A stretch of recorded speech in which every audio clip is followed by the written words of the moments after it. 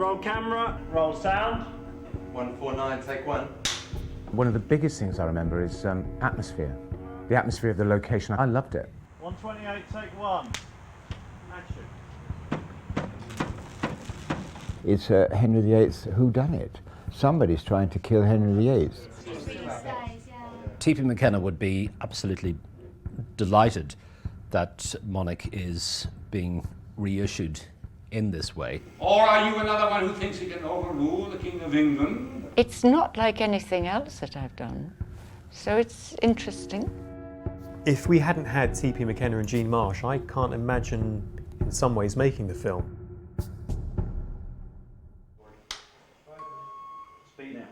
So Monarch was my first feature film. It was 1996 I shot it from a story I'd written myself. It partly was a story that suited the location that I was familiar with. Charlton House was a Jacobean manor house in South London, and it was a community centre, but I recognised that there was a possibility to do a story there, short story. When I thought about the short story, it was about an abandoned manor house in the 15th century. I just extrapolated that and made the story about Henry VIII, and it sort of all stemmed from that. I've always been interested in factual subjects. In fact, I've spent most of my life making documentaries now for TV. But the idea of sort of merging factual and documentary together, or documentary drama as we call it now, was very interesting to me. So that's what I did. I weaved together a story that was fictional with characters that existed in fact. And some of those edges then slightly blurred because some of what happened to those characters happened to them in real life as well, not just in the story of Monarch. When you do something slightly unusual, which is to make a genuine movie for the cinema with a director who produced it and wrote it and edited it, sort of Britain's answer to Orson Welles. It was great fun. It was quite a unique shoot. You know, when I say it was like one of my favourite jobs, I'm not just saying that because I'm here and you're there, but on one hand I can count the jobs that I've really enjoyed and have been a sort of little happening, and I thought it was great. You had a small group, of course, but then that also was easy in a way. When we were in and filming, I loved it, and there was a big communal area where all the actors used to sit and the crew and just eat constantly. I think I put on about half a stone after that week.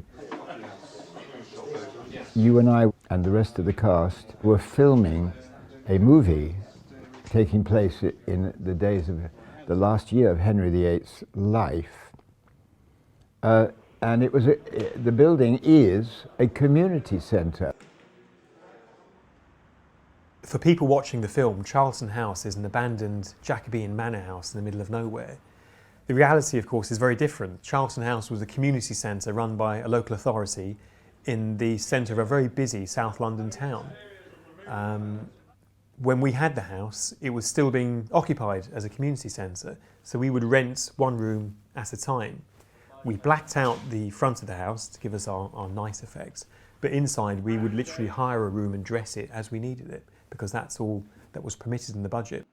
I don't know how you did it, actually. I'd love to have had a team in making a secret documentary about you making that film. I remember the smell of it, and we were there overnight one night for a long shoot, and it was an extraordinary atmosphere to the place. The clothes are wet, everything smells, the dogs look smelly and big, and they were very big and smelly. I loved the shooting of it, actually. It was one of my favourite jobs. Okay, dead quiet, everyone, please. Roll sound.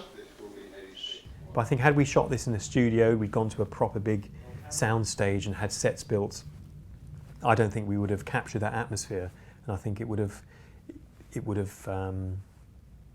lamed our horse before we started the race.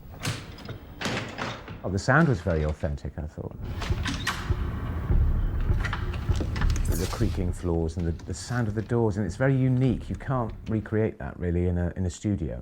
So in the film where you see people running from one side of the house to the other, the reality is there may have been a Pilates class or a WI meeting discussing jam making or something similar. So it was a challenge from that point of view. We couldn't afford a rain machine, So a lot of the rain that appears in the film is via audio only.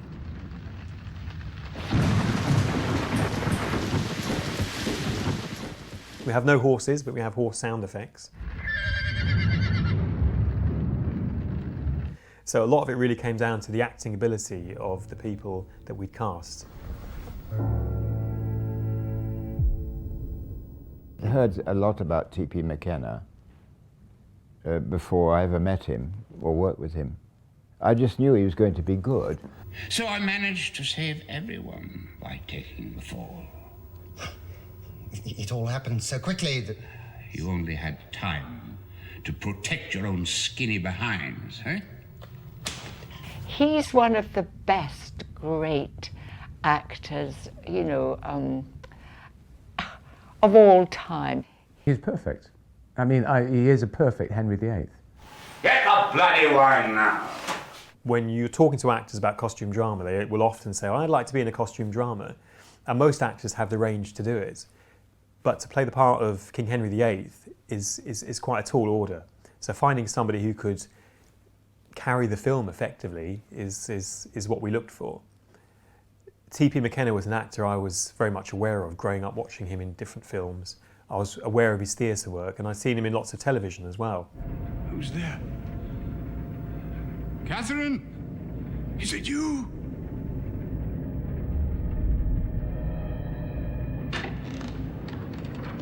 Get out, you fool! Get out!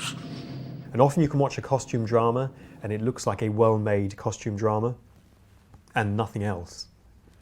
And where successful shows like Downton Abbey have succeeded is I think they do transport an audience. You can watch something like that or the original Upstairs, Downstairs and feel as if you are watching a slice of life from the turn of the century. And I think if you can get that right, if you can get the atmosphere right, everything else starts to slot in place. Dad had a certain historic connection to Henry VIII, not literally, but in 1969 he'd appeared in the film Man of the Thousand Days with Richard Burton, and that of course is all about Henry VIII's marriage to Anne Boleyn. I knew that I was going to be working with a very fine actor, and a strong actor too, and he knew exactly what he's doing, both vocally and with movements and the bloody lot. When you knew me that we were going to do it, and I thought, oh, how fantastic! Who else but him? That's absolutely right. You've done the right thing. Oh. And when I saw how he'd been made up as the king, Henry VIII, which didn't take too much work, but it was very well done. He was very, very commanding in his presence. I mean, this was a man who couldn't walk to Sainsbury's or Tesco's like a normal man and do his shopping in a quiet, discreet way. You know, sort of all the time, sort of, you know, how much are the apples? Oh, really? No, I'll leave it today, thank you. You know, he was a very big, noisy character, but at the same time, he was a very private man. He was a man of sort of great deal of quietness. Will you need anything else? If I do, you know where to find me. Just follow the law. He could fly. He could fly. I'm not going to pretend that he couldn't. I always remember we were driving into town one time and we were just stopped at the junction just outside Marylebone Cricket Club at St John's Wood, and a car came into the back of us. Now, my father was the passenger, not the driver. Well, of course, he shot out of the car, slammed the door, and he's effing and blinding and saying, having a huge big row with this guy that had banged into us. And then, you know, 10 minutes later, he's sort of, you know, he's getting back into the car and they're saying goodbye to each other and they're the best of friends. So, you know, sort of the bark really was much worse than the bite. And I was slightly intimidated by it because he's strong. He's got a very strong voice. But sire, your wound needs attention. When I look around at your faces, it's clear to see where an infection might lie. Well, I've worked with quite a lot of big names, and especially in film, and I always find it often when the bigger the name, the more helpful that people are. He's very humble, actually. I liked him a lot. I was in love with him while we were doing it.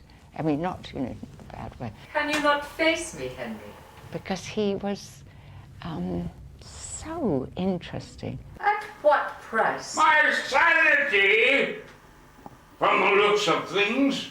Dad's demeanour on a set or on a stage in a rehearsal room, it came down to professionalism, and he always enjoyed the camaraderie, the ensemble aspect of working in the profession, and he was not the kind of person to come onto a set and say, "Can someone get me a coffee?" You had better explain what you know. He was a very generous man, very helpful. I'm glad I worked with him. The lines between friend or foe's blurred. Because he really carried the film in a big way. McKenna is so real that, you know, that's class acting, isn't it? He is Henry VIII, yes. Before we filmed with you, or when we filmed with you, you were Jean Marsh, but now you're Jean Marsh OBE, Order of the British Empire. Yes. Which must be quite exciting. I mean, tell me about that. I was stunned. Miss Jean Marsh, for services to drama. I like the Queen. I want the OBE, and I've got the OBE on my wall, and I think, yes, I like it. She said something about being away for a long time before, and I said, I can't remember. And she laughed so much, she said, you can't remember how many you've been working. I said, I've worked since I was 9. Now Monarch, 20 years on, is getting the chance to be a remastered, restored special edition, which sounds very grand. But had we not shot the film on 35mm film, then none of this would have been possible. So I'm looking forward to seeing it, because to see TP then is going to be wonderful. But I'm very interested, of course, in your work, because it was so unusual. You were... It's exceptionally brave, odd thing to do, and it was a wonderful, odd part to play. T.P. McKenna's performance in the centre has really anchored this film, and most people consider it to be mesmerising. I certainly don't take the credit for that. I think it's due to the technical skills, his ability and talent as an actor. He'd been very proud of it, because he did some good scenes in that, obviously. Not obviously, I don't take anything for granted in life, but he did some good things in that film.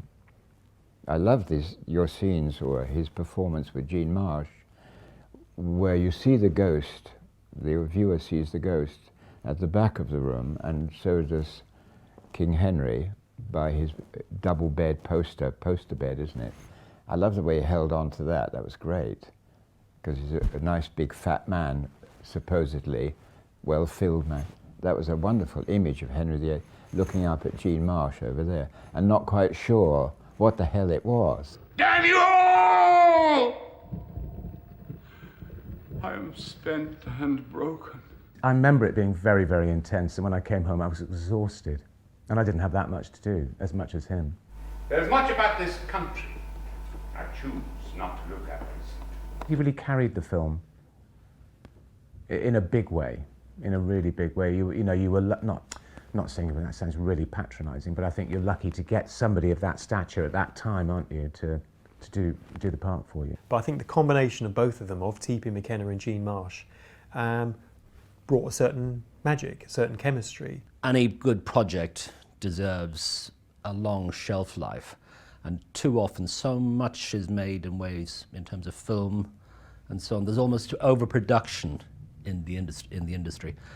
This was a unique film that really does deserve this second exposure. One of the great delights for me as the son of my father, I'm speaking for my siblings, is he died in 2011, and it's a tremendous source of comfort to us that he has a sort of afterlife, because regularly on Facebook or something like that, you know, a friend will put up a comment and sort of, oh, saw your dad in The Saint the other day, saw him in The Avengers, and so on. And I know now that they will be telling me, you know, oh, what's this Monarch thing? I don't think I saw it. So it's terrific that that's going to come around again.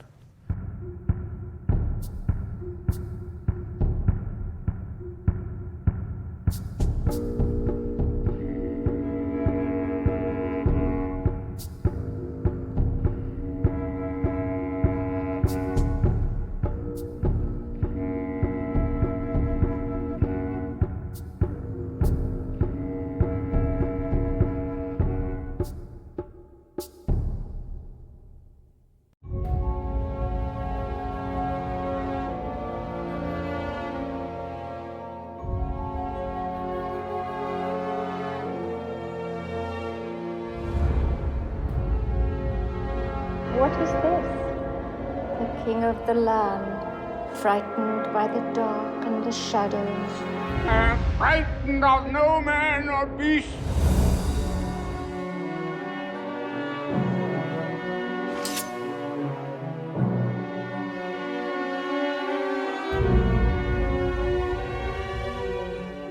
Stop! They all talk about my demise. It's treason to foretell the death of a king.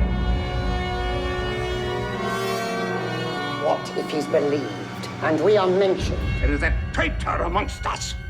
I am guilty of making you Queen of England, the envy of all who see you. Even in death, you women are a torment.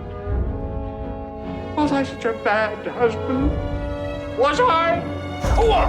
What have you done? Even you, damn dog of an opinion. Damn you all!